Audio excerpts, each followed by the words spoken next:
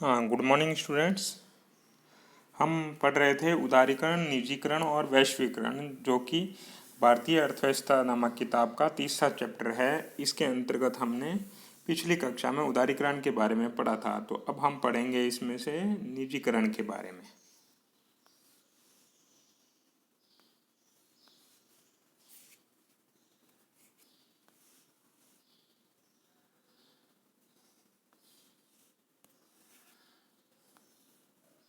तो निजीकरण के अंतर्गत हम देखते हैं, उदारीकरण हम पढ़ चुके हैं। उदारीकरण का मतलब कि पूर्व की शर्तों को हटाना और उनमें ढील देना, ये उदारीकरण था। तो अभी इसी के अंतर्गत ही हम जो है न्यू इकोनॉमिक पॉलिसी के अंदर जो दूसरा पॉइंट है, जो मुख्य इंपॉर्टेंट पॉइंट, वो आता है कि निजीकरण। निजीकरण ये रहा। निजीकरण का मतलब है कि देखिए, निजीकरण जो होता है वो दो तरीके से हो सकता है।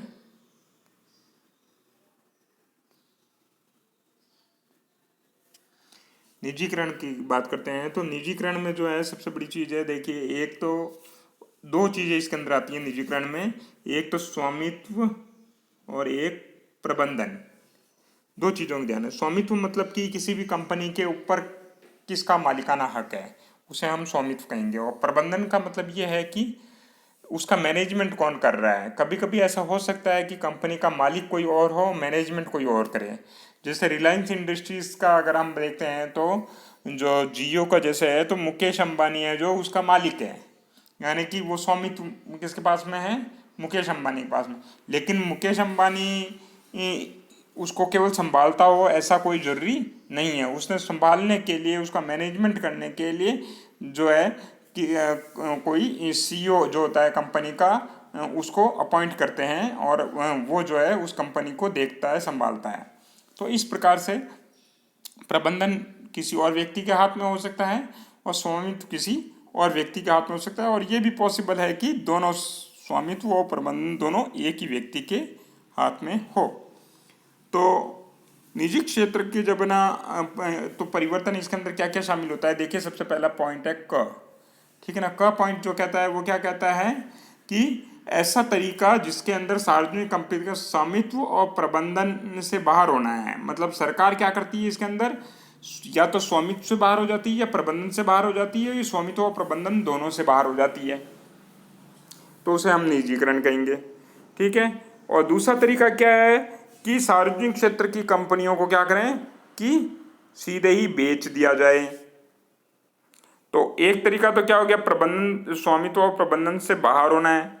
दूसरा तरीका क्या है, तरीका क्या है कि सीधे बेच दिया जाए। बेच देने का मतलब ये है, जैसे कि भारतीय रेलवे है। अगर हम भारतीय रेलवे को क्या करें कि पहला तरीका तो ये है, स्वामित्व और प्रबंधन हम किसी दूसरे को देते हैं। मतलब भारतीय रेलवे रहेगी तो इंडिया रेलवे की, लेकिन उसको मैनेजमेंट चलाने का जो अधिकार है या उसको संभालने का है अधिकार, वो किसी और को देते हैं। जैसे कि वो तेजस ट्रेन जो अभी चली है, नई ट्रेन, उसमें हम देख सकते हैं कि उस ट्रेन को चलाने प्रबंधन जो है, मालिक उसकी भारतीय रेलवे ही है, लेकिन उसको चलाने का अधिकार या उसको मैनेजमेंट, उसका स्टाफ लगाने का अधिकार, स्टाफ को किस तरीके से लगाना है, कितना लगाना है, ये सारे निर्णय लेने का अधिकार जो है प्राइवेट संस्था को दिया गया है।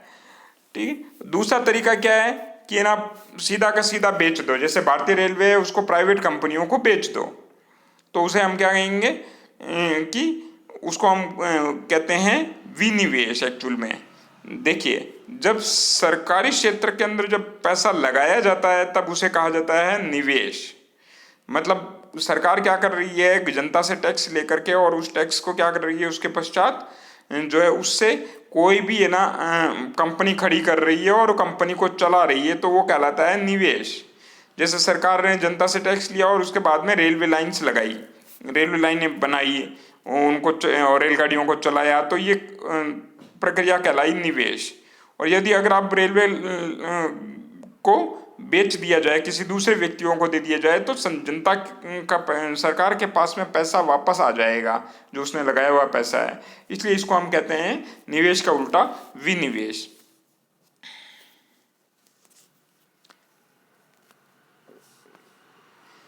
सरकार के अनुसार जो है बिक्री का मुख्य उद्देश्य वित्तीय अनुशंसा बढ़ाना है। तो उसका जो मेन एम क्या होता है, एक्चुअल में ये क्यों किया जा रहा है ऐसा, ऐसा करने का जो मेन एम है वो ये है कि ताकि जिससे क्या हो कि सरकार जो क्या कर सके कि पैसे की व्यवस्था कर सके, वित्तीय अनुशंसा को बढ़ाना है। यानी कि जनता अभी गवर्नमेंट के पास में पैसा नहीं है तो पैसा कैसे बढ़ाया जा सकता है, तो जो ऐसे क्षेत्र हैं जिन क्षेत्रों में अच्छा उत्पादन नहीं हो रहा है तो उन क्षेत्रों को प्राइवेट सेक्टर को बेच करके वहां से पैसा लाया जा सकता है और निजी पूंजी की व्यवस्था की जा सकती है। ठीक है। या दूसरा तरीका क्या हो सकता है, दूसरा तरीका ये हो सकता है कि हम क्या करें, प्रबंधन क्षमताओं को बढ़ाना भी हो सकता है। दूसरा तरीका क्या हो सकता है, प्रबंधन क्षमता को बढ़ाना, मतलब सरकार जो है क्या कर सकती है कि इतना अच्छा सक्सेसफुल मैनेजमेंट नहीं कर पा रही है लेकिन प्राइवेट सेक्टर अच्छा मैनेजमेंट कर रहा है, तो सरकार क्या चाहेगी कि मैनेजमेंट का जो पार्ट है वो प्राइवेट सेक्टर को दे दिया जाए ताकि जिससे वो अच्छी तरीके से मैनेज करके ज़्यादा प्रॉफिट कमा करके दे।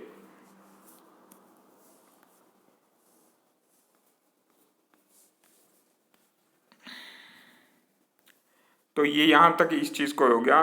निजीकरण में जो इससे प्रत्यक्ष विदेशी निवेश बढ़ता है, इससे क्या होता है कि हमारा सरकार को जो प्रत्यक्ष विदेशी निवेश में वृद्धि होती है निजीकरण से। कैसे होती है, जब जैसे कि रेलवे है, अभी रेलवे के अंदर भारत सरकार का पैसा लगा हुआ है, अगर रेलवे को हम प्राइवेट कर देते हैं तो क्या होगा, बाहरी कंपनियां, चाहे वो देश की कंपनी हो सकती है या विदेशी कंपनियां हो सकती है, वो पैसा लगाएगी और वो उसको चलाएगी। तो इस तरीके से सरकार के पास में पैसा आ जाएगा और रेलवे को चलाने के लिए हमारे को सरकार का पैसा नहीं होकर के प्राइवेट व्यक्तियों का पैसा उसमें लग जाएगा।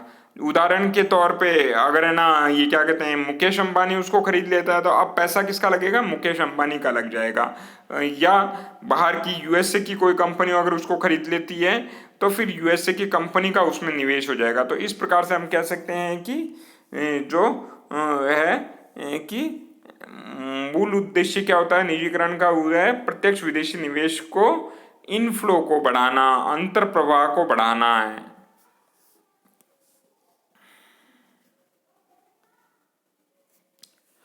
नेक्स्ट आगे आते हैं कुशलता के सुधार के लिए। अब और इसका जो मूल उद्देश्य है वो है कि ये ना कार्य कुशलता में वृद्धि करना है। निजीकरण का और उद्देश्य क्या है, जो है सार्वजनिक उपक्रम, जो सार्वजनिक उपक्रम कौन से होते हैं, सार्वजनिक उपक्रम वे उपक्रम होते हैं जो कि जिसके ऊपर स्वामित्व सरकार का होता है, यानी कि जिसकी ऑनरशिप जो है गवर्नमेंट के पास में होती है उसको हम सार्वजनिक उपक्रम कहते हैं। तो जो सार्वजनिक उपक्रम है हमारे, यानी जैसे कि पोस्ट ऑफिस हो सकता है, भेल हो सकता है, गेल हो सकता है ना, गेल, ये सारे सारे क्या है सार्वजनिक उपक्रम है। और इनको सार्वजनिक उपक्रमों को क्या किया गया है, महारत्न, नवरत्न और लघु रत्न का दर्जा दिया गया है। और ये दर्जा मतलब कि इम्पोर्टेंस के बेसिस पे ये विभाजन किए गए हैं इनके, कि जो है बनाए गए हैं। ये आपको इस बॉक्स के अंदर देखने को मिल जाएगा। बॉक्स है ये वाला, ये रहा। नवरत्न कौन कौन से हैं और लघु रत्न कौन कौन से हैं, महारत्न कौन से हैं। महारत्न है, देखिए महारत्न की बात करेंगे हम, ये रहा महारत्न, ये महारत्न, ये नवरत्न है। ठीक है। तो अब महारत्न कौन सा है, महारत्न है जो Indian oil corporation limited, short form में बोलूँगा तो इंडियन मीन्स IOCL। ठीक है, Indian oil corporation limited IOCL। ठीक है। और steel authority of India limited. ठीक है। तो स्टील SO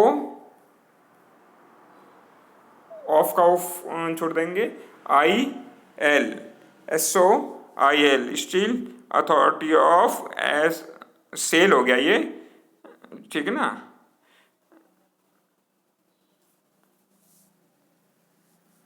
ये स्टील अथॉरिटी SAIL सेल। ठीक है। इसी तरीके से हम आगे और देखेंगे तो हिंदुस्तान एरोनॉटिकल लिमिटेड्स, तो ये हो गया HAL। ठीक है। उसके बाद महानगर MTNL, लघु रत्न में आता है BSNL, Bharat Sanchar Nigam limited, BSNL, airport authority of India, AH, airport authority, AAI, ठीक है। और Indian railway catering and tourism corporation, IRCTC। तो ये सारे के सारे हो गए जो है ये हमारे मतलब कि सार्वजनिक क्षेत्र के उपक्रम हैं। क्लियर? तो इनकी शॉर्ट फॉर्म याद रखने जरूरी है, क्योंकि एग्जाम के अंदर शॉर्ट फॉर्म दिया जा सकता है और फुल नेम जो है वो MCQ क्वेश्चन के अंदर नीचे ऑब्जेक्टिव टाइप में दे रखा हो सकता है, इसलिए उसको याद करने के लिए जरूरी है कि आप शॉर्ट फॉर्म और पूरा फॉर्म जो है वो अवश्य इनका याद कर लें। और इसमें से कौन कौन से नवरत्न हैं वो भी याद कर लें, और कौन कौन से लघु रत्न हैं और कौन से महारत्न हैं ये भी याद कर लें, ताकि जिससे MCQ क्वेश्चंस आने पर इजीली इनका जवाब दिया जा सके। Okay, clear? तो ये हो गए नवरत्न और लघु रत्न में हो गए। अब हम आगे आते हैं। तो कुल मिलाकर के जो है देखिए, अब निजी क्षेत्र निजीकरण जो है करने का तरीका हो गया। इसके अंदर अब जो हमने डिस्कस किया कि वित्तीय अनुशंसा के आधार पर किया जाता है जो के लिए, तो या तो हम क्या कर सकते हैं, स्वामित्व और प्रबंधन के बेसिस पे होता है। अब देखिए इसका विभाजन अलग अलग तरीके से किया जा सकता है। एक तरीका ये हो सकता है कि कंपनी को पूरा का पूरा बेच दिया जाए, यानी कि 100% बेच दिया, ठीक है। दूसरा तरीका ये है कि है ना प्रबंधन उसको देना है और स्वामित्व अपने पास खुद रखना है। ये पूरा बेचना मतलब क्या है, स्वामित्व अगले को दे देना, दूसरे प्राइवेट सेक्टर को स्वामित्व दे देना। दूसरा तरीका ये है कि प्रबंधन अपने पास में रखना और स्वामित्व दूसरे को दे देना। इसमें क्या करेगी सरकार, क्या करेगी सरकार जो है वो 51% हिस्सेदारी अपने पास में रखेगी और 49% 49% हिस्सेदारी जो है वो प्राइवेट सेक्टर को बेच देगी। ऐसा करने से क्या होगा, ऑनरशिप, क्योंकि 51% में ऑनरशिप होती है इसलिए ऑनरशिप उसके पास में रह जाएगी और वो प्रबंधन जो है वो क्या कर सकती है, किसी और को, दूसरे को चलाने के लिए दे सकती है। तीसरा तरीका ये है कि दोनों मिल करके आपस में चलाएं 50-50 रेशियो, यानी कि स्वामित्व भी दोनों का बराबर है और दोनों ही प्रबंधन भी बराबर ही करेंगे।